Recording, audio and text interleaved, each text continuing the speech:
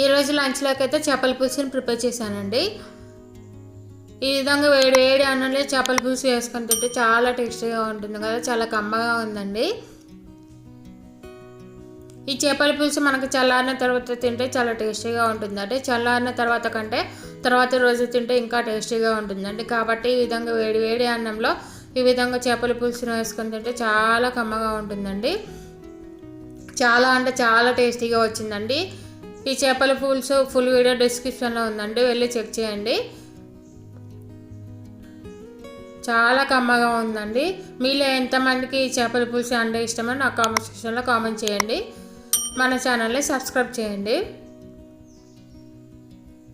ఈ వీడియో మీకు నచ్చినట్లయితే లైక్ చేయండి, షేర్ చేయండి, కామెంట్ చేయండి, సబ్స్క్రైబ్ చేయండి. పక్కన ఉన్న బెల్ ఐకాన్ క్లిక్ చేయండి.